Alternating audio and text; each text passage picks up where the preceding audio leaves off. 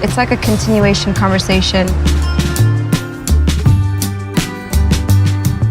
Okay, these are gonna be like fire. Okay.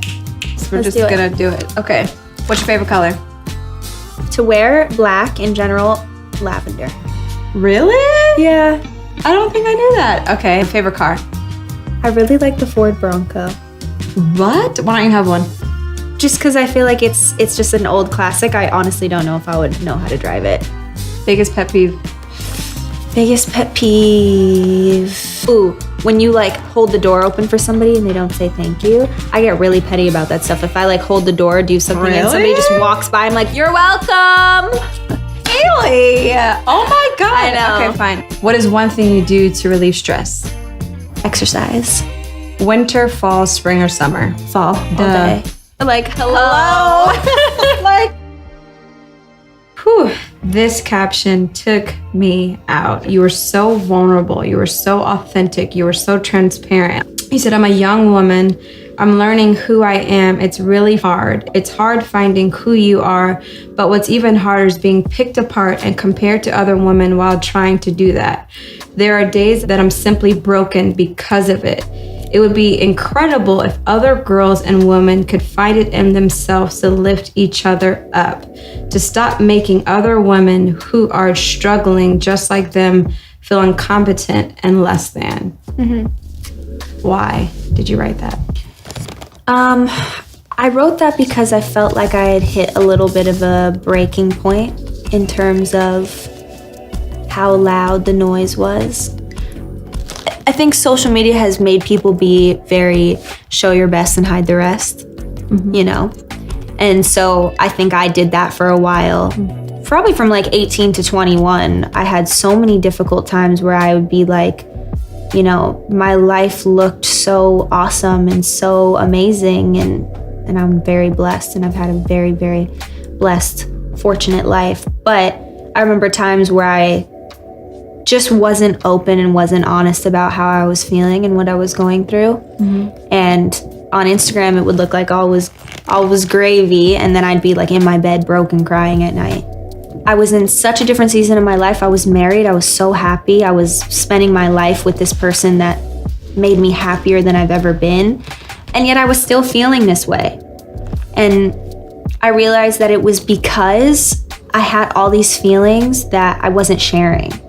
Meaning, I know that there are so many women and men that feel exactly how I was describing. I know that they are going through the same thing I'm going through. I know that they have felt those things and are feeling those things. And the reason that I was still struggling so hard is because I wasn't talking about it. And I wasn't creating a bigger conversation to say, how can we support each other more in these feelings instead of hiding it and pretending like it's not okay to feel this way. Mm-hmm. It's not, and pretending like it's not okay to be human. Social media has created an alternate universe. Mm-hmm. That's what I think. I think it's made it be this thing where it's show your best and hide the rest. So it's almost like we feel shame for feeling that because we don't talk about the fact that we feel that way. Do you think that's why people are afraid for us to see the real them? Yes. Mm. I think that there's so many young people, and not even young, of every age, that look at these famous people with these big lives and these, with money and with fame and with status and with beauty and all of these things, and they think that it must mean that they don't feel human and they don't feel those things. Mm-hmm. And there's so much inside of me that I want to say. And there's such a difference that I want to make. And I feel like I felt stuck at times because I'm not sharing things like that.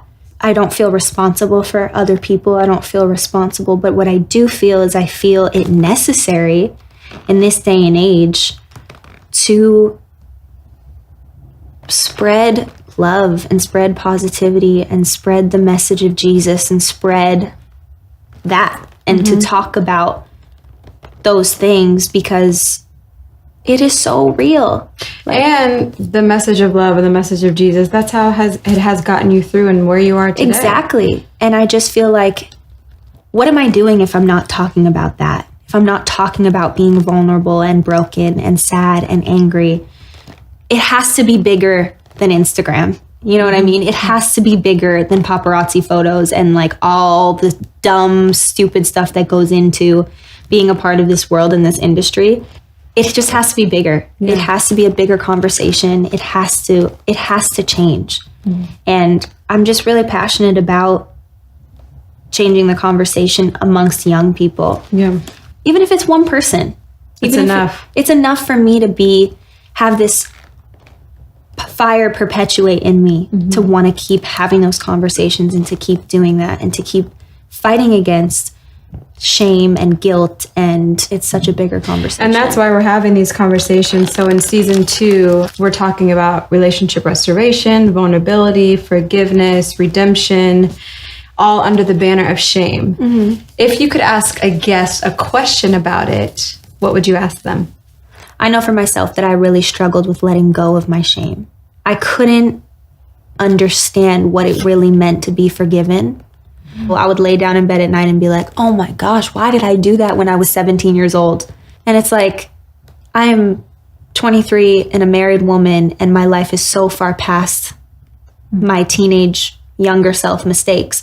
But it ruminated and circled my mind, and it tortured me, legitimately tortured me for months and months and months. And so I think what I would ask anybody is, what was their journey in letting go of their shame, and how did you finally get to the point of easily releasing shame? Have you released it yet? I think I've finally gotten to a point, where I had to dive deeper. Really, I had to understand, what does the Bible say about feeling guilty and having shame, and what does Jesus say? I always know that I serve a God who is so about forgiveness, who died on the cross for my sins. But I do feel like there was a point of my life where I was really living like performance-based.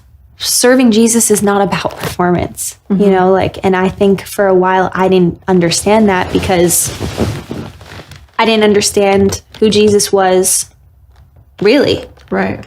So for me, it was just this process of understanding I don't have to sit around and feel like, oh my gosh, this one time when I was 20, I made a mistake, and I wish I hadn't done that.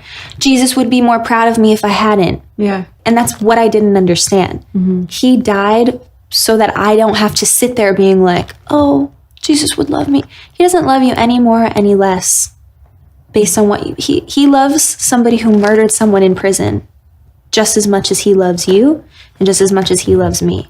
There's no scale in how he looks at a human because he created everybody individually, and he took the time to create every single human. No one's better than the other person. One person might dedicate their entire life to missionary work, and that's their calling. They felt led to do that. You and I are sitting here doing this because we feel led to do this, and we feel like this is our calling. There's a different lane for every single person, and their walk with Jesus is not my walk with Jesus. My walk with Jesus is not yours. Yeah. We all serve the same God, but we all have different purposes. Yeah. And I think that's important to remind each other of. What does shame feel like to you? There's been times where it has just constantly tormented me. My thoughts and my decisions in my past had tormented me. And ultimately, I can sit here and tell you, I don't have anything to be ashamed of. I really don't. But for some reason, shame is the biggest one that was clinging to me. And I know it's something that I'll always have to battle forever. But I think understanding God's love for me and for you and for humanity has completely shifted the way I handle shame now. I go through a completely different process now when I feel shame about something or when my past shame tries to creep up on me again. The first immediate thing that I do is just try to release it to Jesus. A big part of what I've done in the past too is I am kind of a control freak, over myself. So releasing control in trying to like micromanage my feelings has completely shifted my perspective as well. I just realized that I have so much access to the truth and that I didn't need to keep searching. And it's like the answer was in front of me the whole time. The answer always was and always is and always will be Jesus.